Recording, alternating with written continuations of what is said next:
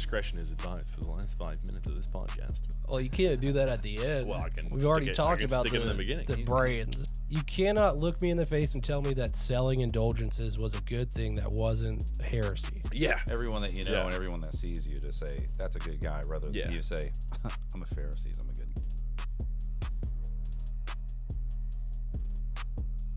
guy. Welcome to the Collective Advantage Bible Study. Today we're studying chapter Luke 14. Chapter Luke. Good Lord. We're all I'm stupid, dude. No. We're in the book of Luke. Chapter 14 of Luke. There we go. It's not chapter Luke. Golly, dude. All right, who's praying? You. All right, then. Me and Seth do it like every time. That's not true.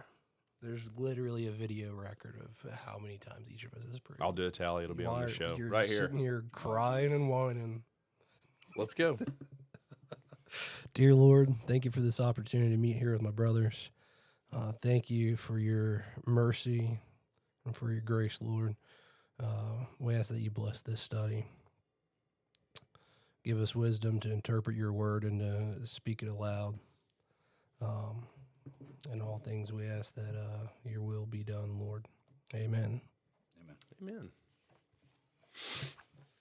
All right. Mine here says Jesus heals on the Sabbath, dude. He's about to do it again, boy. There's nothing that makes me happier than when Jesus really ticks off the Jews. Yeah.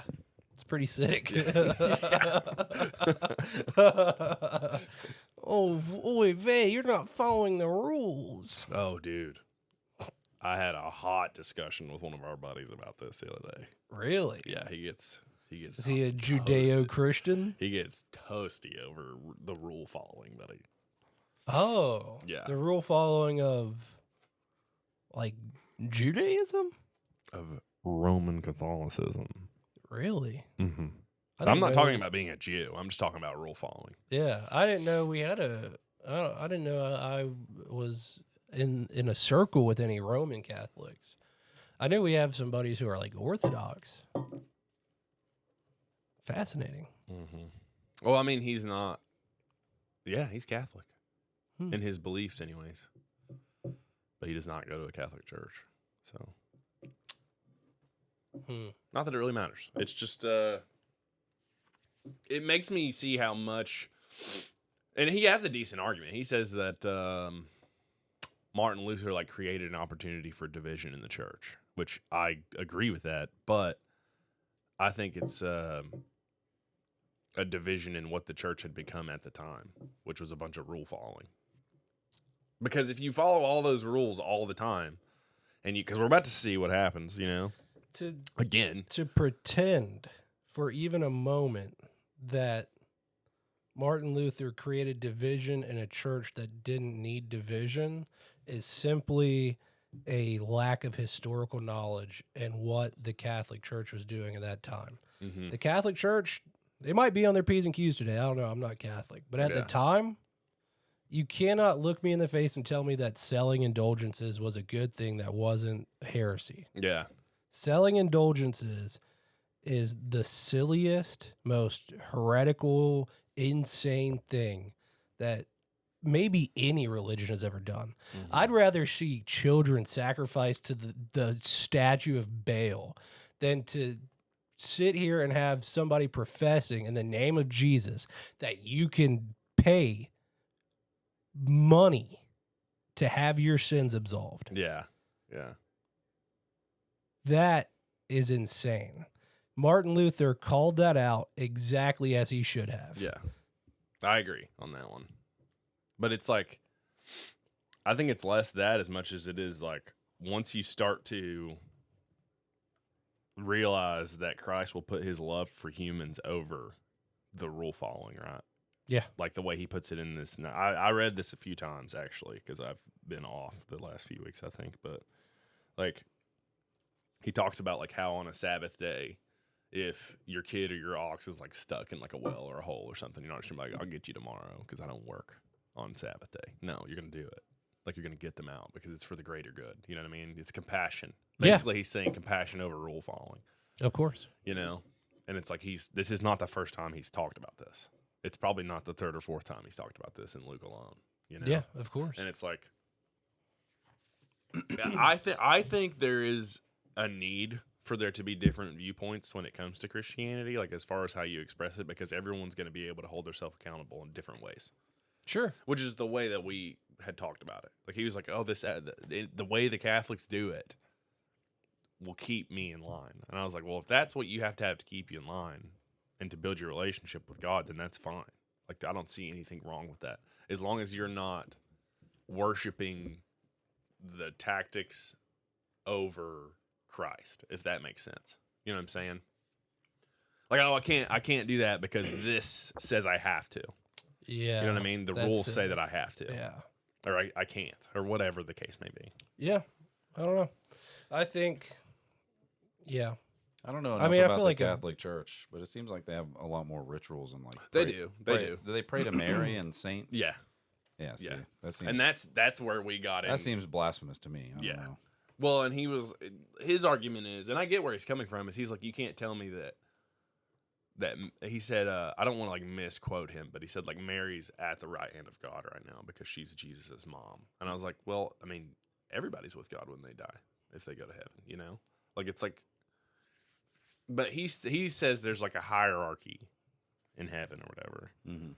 And I mean, there are certain things in here that would make one say, like, okay, because whenever Jesus says the lowest man in heaven is better than the best man on earth, talking about, John the Baptist? Yeah. So, like, clearly there's some sort of, I don't want, like, society. You know what I'm saying? I don't think like, I would say Mary's not special, but she's not God. Exactly. I that's wouldn't pray where, to yeah, Mary. Yeah, that's where I'm at with it. Of course she's special. She was, Jesus' mother. Yeah. Yeah. Well, they also, like, I think it's interesting to be of the opinion that Mary was, like, perfect and sinless. Yeah. Because there's not a chance, dude. She was a person with Yeah. a sin nature. They do believe that she's divine, or was, Yeah. which she wasn't. She just hadn't been porked yet. Yeah.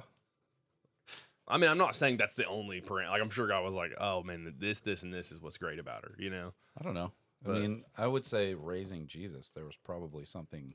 She was probably closer to being a perfect person as a human, just a straight up human, than a lot of people. Yeah, she was probably a very great human. I'm but sure it doesn't she's matter. Still human. I wouldn't pray to her. Yeah, yeah, I don't care how good or how not good she was, or how human or how not human she was. I wouldn't pray to her. She's not God. Yeah.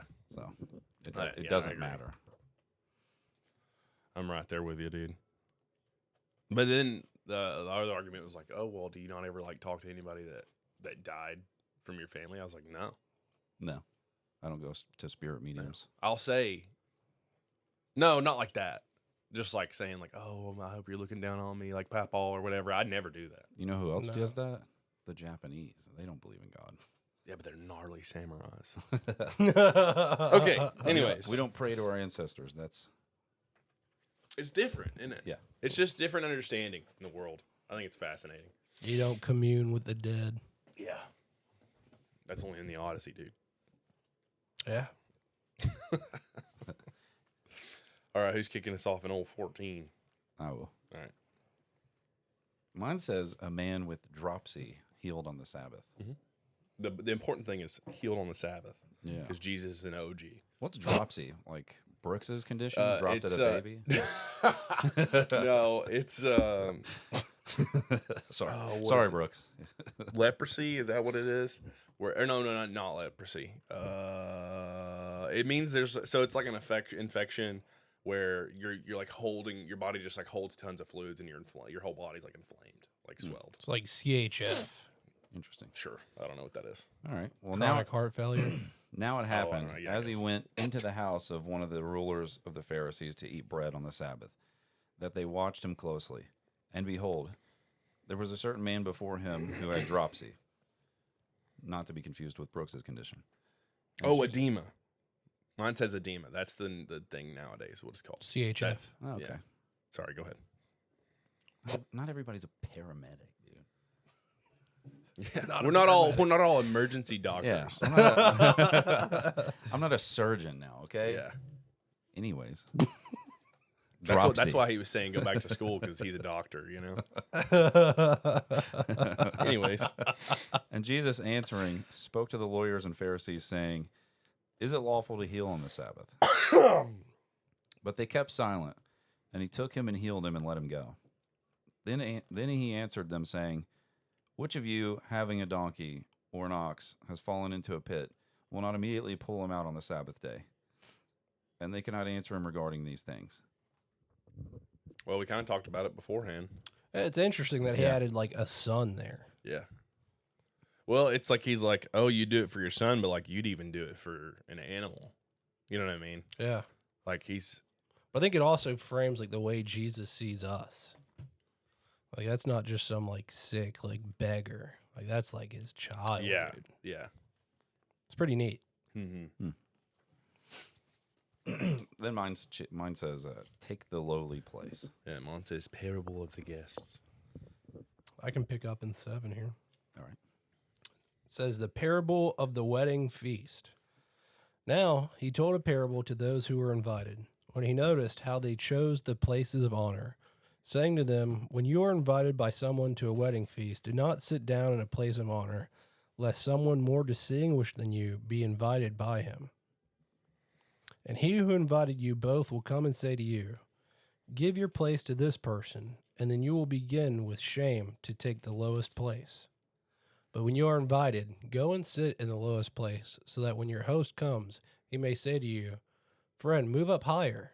Then you will be honored in the presence of all who sit at table with you. For everyone who exalts himself will be humbled, and he who humbles himself will be exalted. It's good, dude. Yeah, yeah. Which didn't like so at the time, if you had like a big giant dinner or like a banquet or something, the order of the seating determined like your status amongst the people. So like if the host had you sit right next to him, then you were like the dude to that person. So he's saying it to the Pharisees because like they're like, oh well, we're holy, you know what I mean? Like we're good, great Jewish people. Yeah. And he's like, well, if you hold yourself to a low, like if you put yourself at a lower, it's better to be brought up by somebody.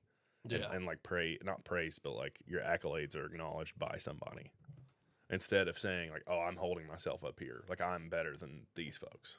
Yeah. So he's like, come sit here so that we can say, oh, well, actually, you need to be sitting up here. Like it's better for the people to say, Yeah. everyone that you know Yeah. and everyone that sees you to say, that's a good guy, rather than you say, I'm a Pharisee, I'm a good guy. Yeah.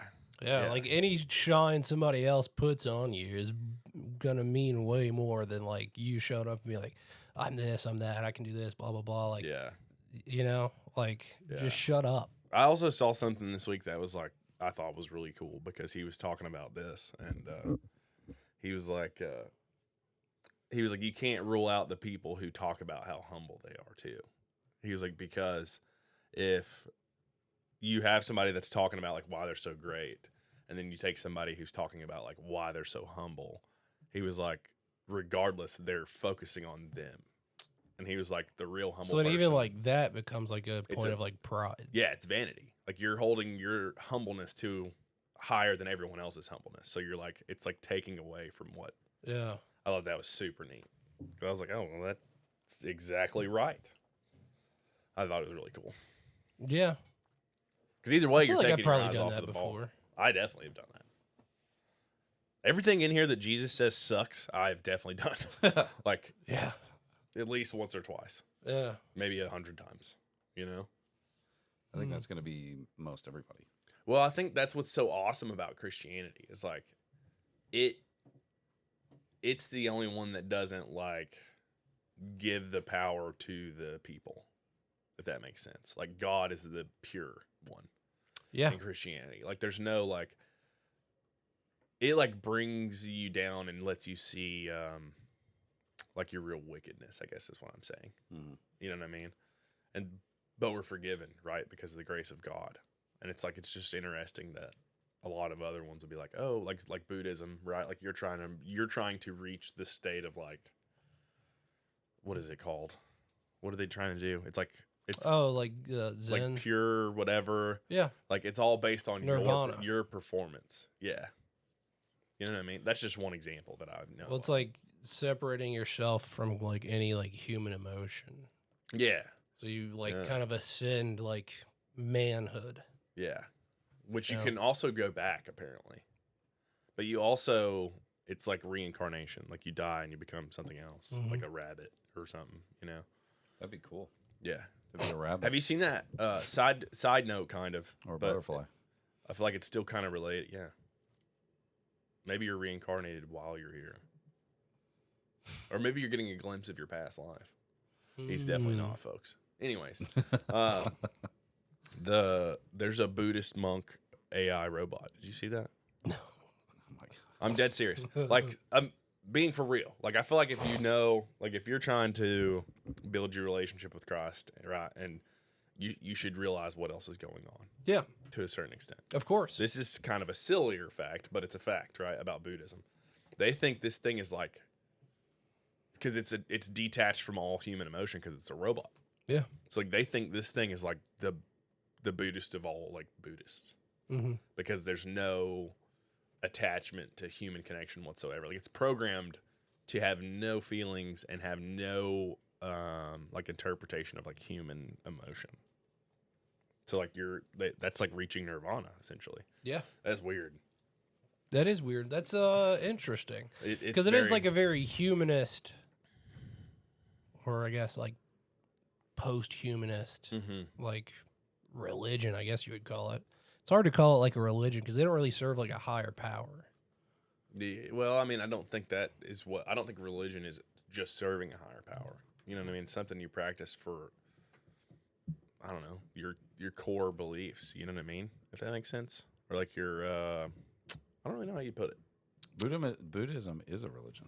Yeah. Or there's people that just practice the I think it's chill a part of it. philosophy more than a religion. Well, Like it falls more in line with like interpretations of Stoicism than it does like Judaism or like well, just because it doesn't fall into the other Islam. ones doesn't mean it's not a religion. You know what I mean? Because don't they like worship Buddha? Because No. Buddha was No. the Buddha is like the end goal. So But Buddha he's- was a person. yeah. Buddha achieved nirvana and now they want to be like Buddha. Yeah. But I don't think they like worship him the way that like we think. They don't worship Buddha. They like pray to their ancestors, and Don't they like pray to cows and stuff? That's No. Hindus.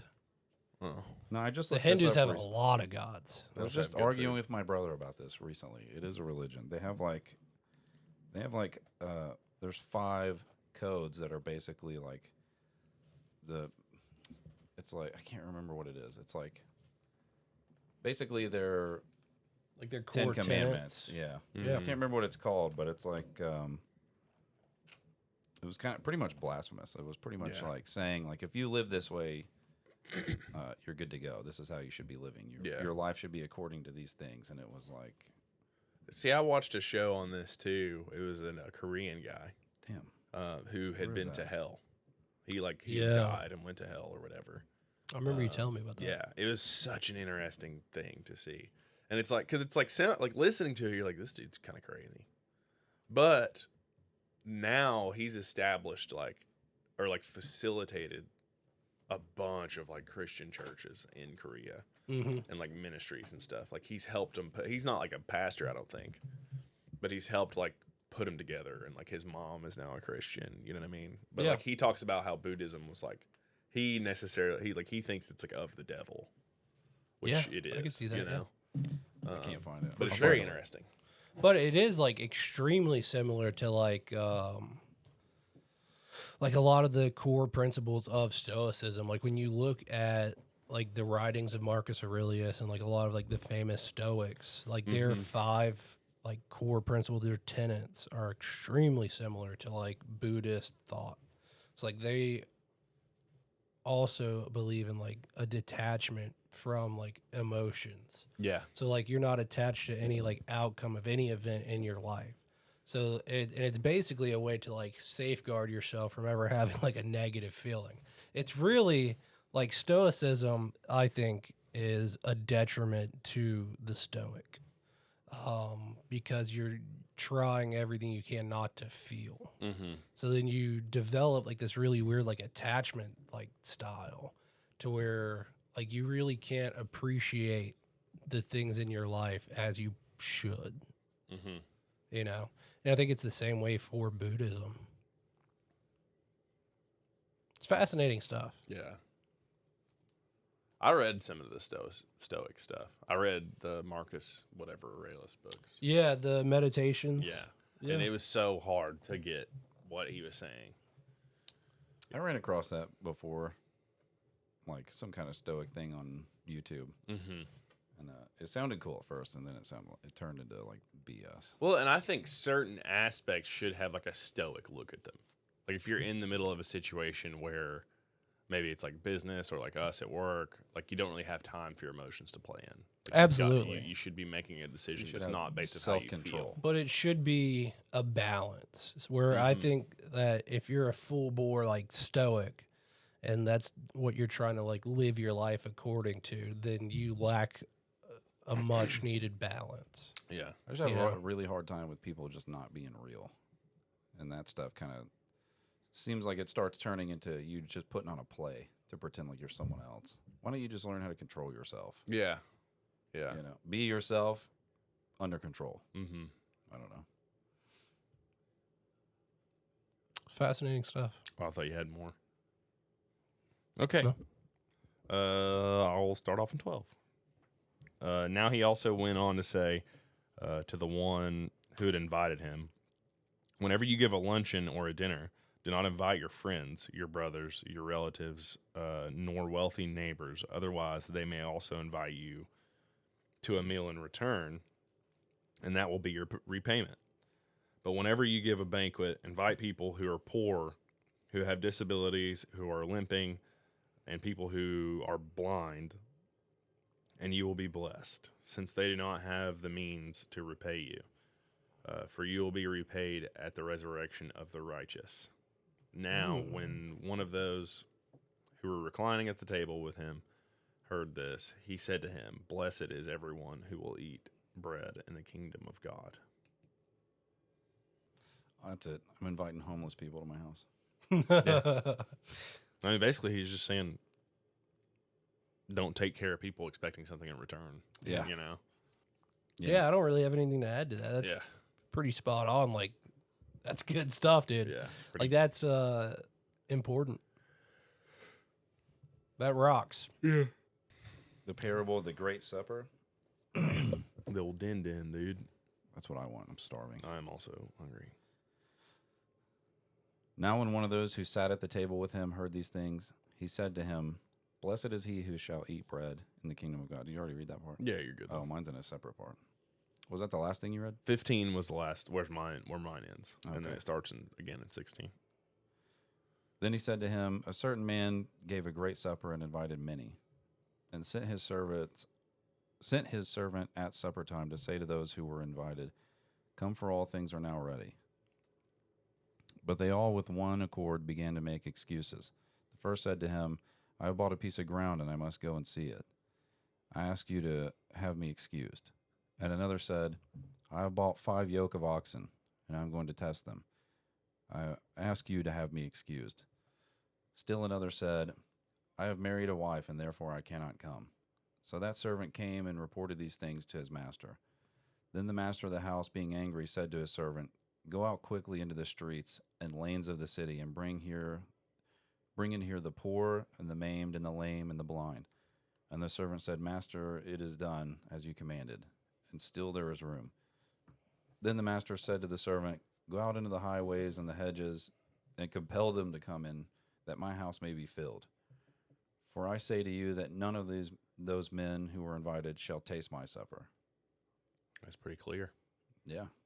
Yeah, I mean, like, the people invited Yeah. are clearly, like, the Jews. Yes, that's 100%. I mean, you can't get around it. That's what he's saying, right? Yeah. And the people that, you know, in the hedges and the highways and all that, that's the Gentiles. Yes. You know, you didn't want to come to the supper, dude, but I invited you. Yeah. Basically, what they were doing at the time, whenever he said, "Now's the time," they were just like, "What I'm doing is way more important, dude." Yeah. That's crazy. Yeah. It's pretty fascinating Yeah. stuff. Yeah. Like, you got an invitation, you didn't want to come. So now everybody else is going to get your seat, dude. Yeah. Especially whenever they are talking about, again, like all the rules and stuff. And he's like, I'm just going to bring everybody that doesn't even think about those. You know what I mean? That's the old law, boys. Yeah. That's crazy. Very cool. Yeah. I mean, it has to be this way for prophecy to be fulfilled. Yeah, exactly. The parables, dude. I love the parables. He's a horse. Yeah. It's good stuff. Jesus is like the ultimate, like, Mic dropper. yeah, mic dropper and just explaining everything and teaching. Like, you can tell he really wanted these people to understand what was going on. Yeah. Yeah. Like, makes it simple. he Doesn't could've just, just like, said- tell you Yeah. what it is. Like, Yeah. gives you a picture, you know? He explains it the same thing 15 different ways. Yeah, And I it feel like makes it's sense like, every you- time. You're not understanding what I'm saying. Yeah. What I mean is if I had a dinner, you know what I mean? Yeah. Does that make sense to you? I feel like he was pretty aggressive sometimes. Yeah. Like, I know people are like, oh, Jesus would just lay down and blah, blah, blah. I feel like there were some knife hands going on. He's a man. Let me tell you. He's a man who understood kinesthetic, audible, and visual, dude. Yeah. Yeah. 100%. You know that because you're a doctor. And he knew that because he designed the human brain. Oh, Jesus. Not me. I did not Yeah. design the Oh, human. I thought you were Yeah. talking about him. No, Jesus. He just operates on them. I do not. When's the last time you saw a brain? A few weeks ago. Oh, the whole thing. Oh. Not just a. Oh, I thought you were talking about like, Have you ever seen a brain? yeah, Like in a jar or something? Or like, no, you know, not in a otherwise? jar on a floor. Okay. Wasn't going to go there. I mean, you're talking about. Of course, I've seen a brain. You've It's seen crazy. a brain, Yeah. It's so weird looking. not in a jar, right? No. I mean, in the same context In that the I've seen a same brain. context you have. Yeah, It's so weird. it smells weird. Looks like ground beef. Big old ground beef.